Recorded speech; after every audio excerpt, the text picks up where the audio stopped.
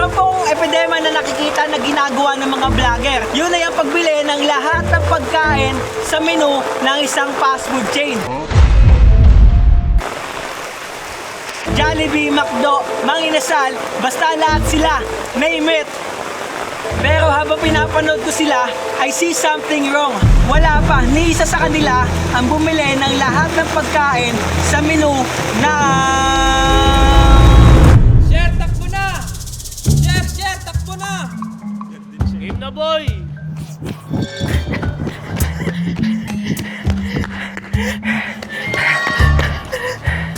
At gagawin naman natin to sa McDo ng alas 3 ng madaling araw. At dahil kinulang tayo sa kakain nung last vlog, nagsama ko ngayon ng mga kaibigan ko. May utang ka pa sa akin, ha? Ayos, libre foods. Tingin mo sa amin masiba? Okay, game na! Order na kami, pare! Palakpakan natin si Asher. Woo! Woo! So, nag-content ka ngayon, ibig sabihin, kumita yung last video mo. Yun ang alam mo. Kasi di ba 2 million views? Ah, 2 million views? 2 million views. Palakpakan natin. Guys, nag 2 million views si Asher dun sa unang video niya. Pero alam mo, Pero, 2 million views. Oh. Pero ito lang yung kinita. ayun. Saka hindi pa pwede kunin. So, hindi ka pa makapagbayad sa utang mo? Yeah. 2.5 nga lang dala ko. 2.5 pa din. Hindi nga sakto yung nakaraan eh. Kulang ka na, boy.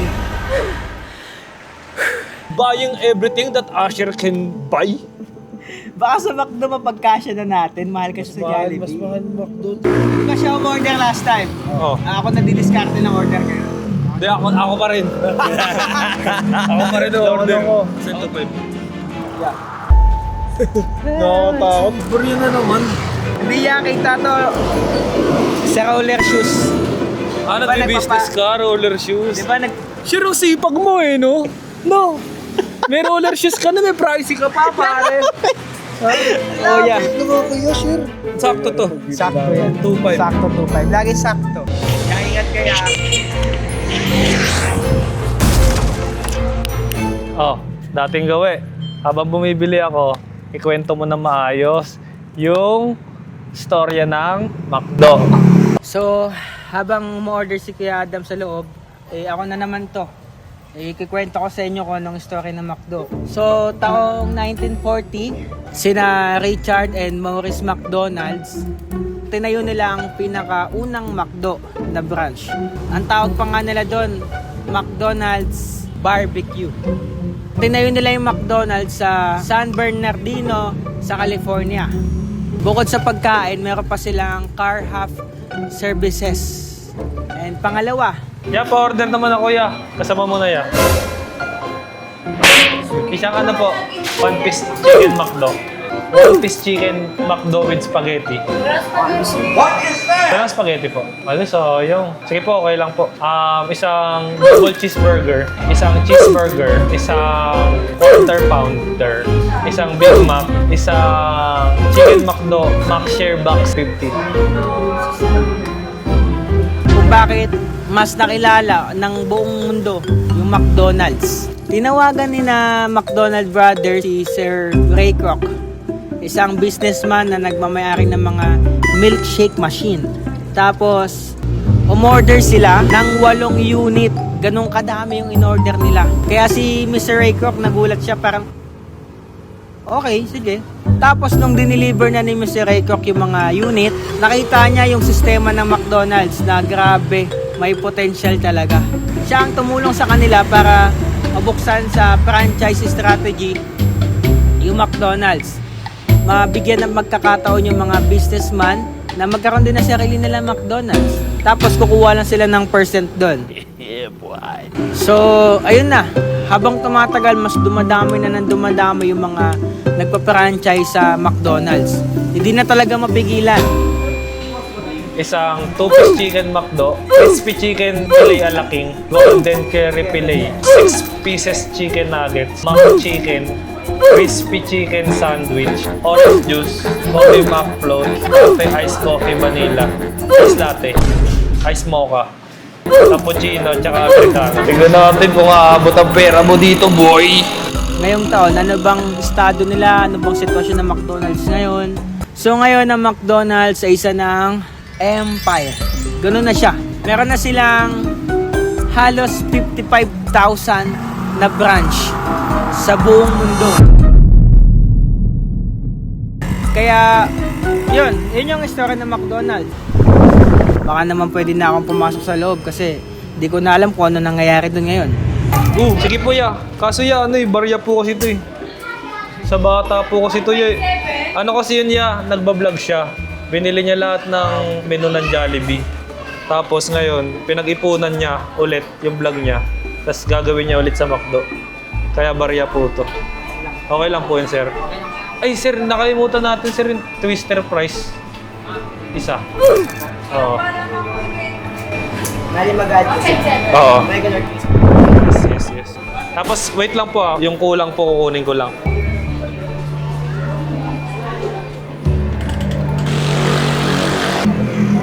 Pre, wait lang, pre. Pre, lapit kayo, pre.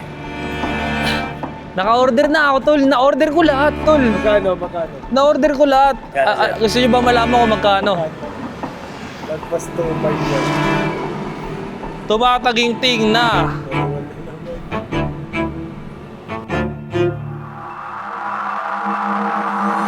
$2,800 lang, pare. Let's go! Ano, let's go? Kulang ka ng 300. Nakakaya naman kasi kung sa'yo ako mangungutang. Hindi kay Kuya Neo. Tingin mo sa amin masiba? 500 niya, baka meron ka dyan. Yeah, kasi yung sa akin nga, di pa bayad eh. Baka add-ons na naman sa akin yun, para may utang din sa'yo. Damay ako, gano'n. Hindi kasi, ano yan, may tiwala tayo dyan na mababayaran tayo ng bata. Tara! Para may dagdag utang na loob siya sa atin. Tara!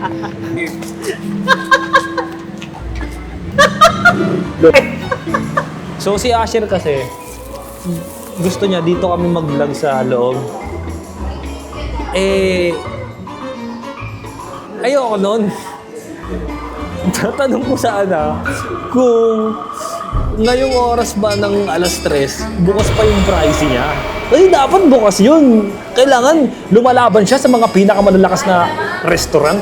Di niya alam, take out namin lahat. Tapos sabihin ko, tara pumunta tayo ngayon sa pricey.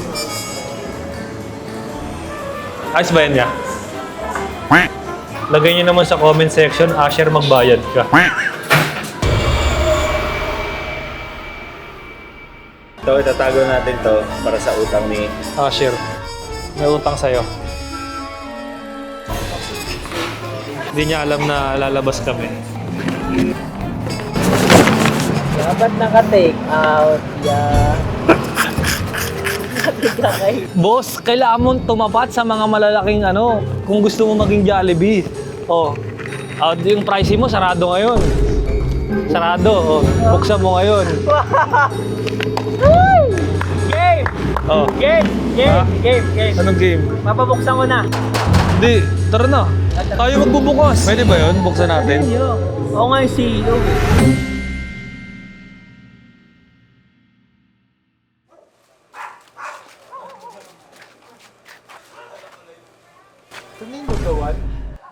Nilugawan yun yun. Pricey yun. Dito na tayo, Sher. Dito na nga ata tayo, guys. Ata sa inyo to. Ayaw ka pala. Naloloko yung mga nanonood sa'yo, you know? Nard! Bernard! Sana guys magising eh. Anong oras na kasi? Nard! Labas ka na, Nard! Wow!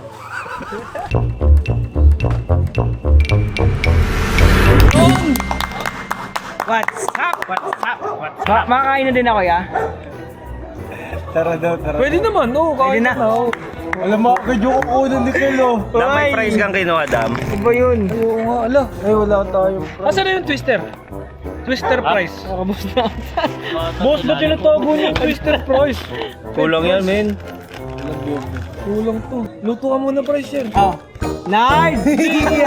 Kung luto doon. Lutos! Makakain na din ako, ya? Pwede naman, no. Pwede na. Ikaw na magluluto. Ako magluluto. Habang kumakain kami, Nagluluto. itur mo na rin sila. Pwede. Welcome guys, dahil habang kumakain sila, Okay guys, kakain na tayo habang si Asher nagtutur doon. Ito natin sila ng French fries. French fries. Ano masasabi niyo pre, doon nakita niyo na sa personal yung pricing niya pre?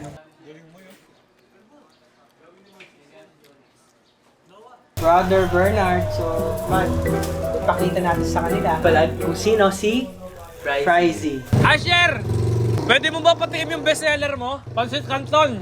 Patikman natin sa kanila ang ating bestseller na Pansit Canton. Kasi naka 2 million views nga si Asher, di ba? Nakatanggap siya ng samot-saring komento. Nandito tayo ngayon sa may aming kitchen. At dito naman namin niluluto yung burger. High quality content for a person with 4.7k followers. Ito sabi Ano, clickbait. Akala ko buong menu. Darating tayo dyan. Hayaan nyo na mag-grow yung bata. Oo. Guys, libre mag-sponsor Siyempre dito namin niluluto ang fries. Dito yung cashier.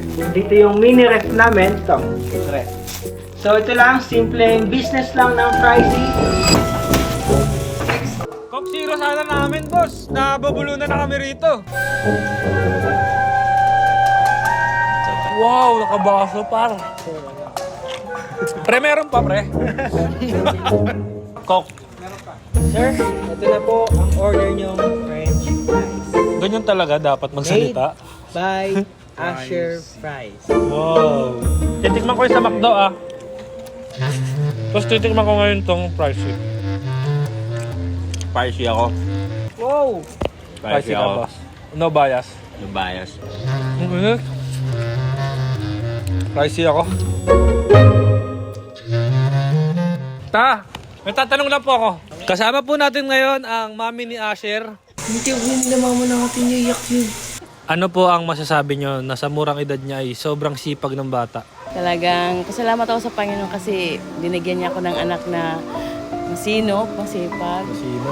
Tsaka umpisa nag-age siya ng 21, hindi siya talaga siya umaasa kahit mag-aaral siya. Hindi ko na natandaan na naging siya sa akin ng baon ganun. Wow. Oo, sa biyaya ng Grabe, Diyos. no? Kaya sabi ko, salamat sa Diyos kasi siya yung pinahiram sa akin ng Lord na nahiniwayak ako. Dahil live tayo ngayon. Ano po? Dahil live tayo ngayon na nakikinig kayo si Asher. Ano mensahe mo sa kanya? Nak, Sige kita. ano ba yun? Naiyak ko lang. Kita, okay lang yan. Ano po yan? Dalangin namin na patuloy mo lang na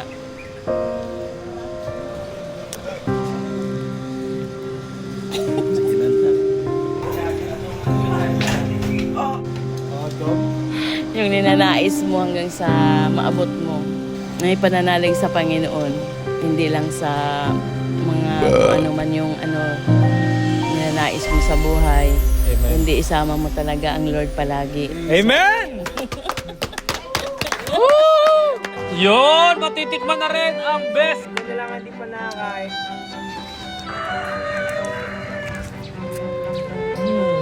Ano masasabi mo sa pansit canton nila yan?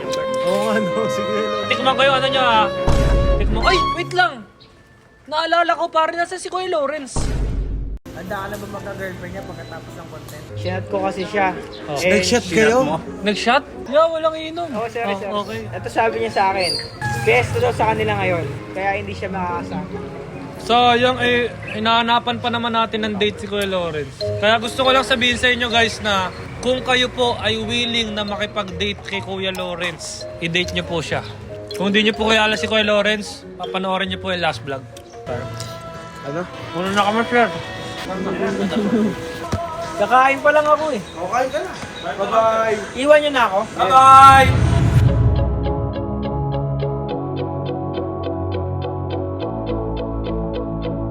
Sana balang araw, makilala din ng ibang tao yung Frizy. Kasi hindi lang sila basta bibili dahil sa product ko eh. Bibili sila kasi ma-appreciate nila yung kwento ng isang bata na wala naman talaga akong hilig sa pagluluto eh. Wala nga akong hilig sa lahat eh.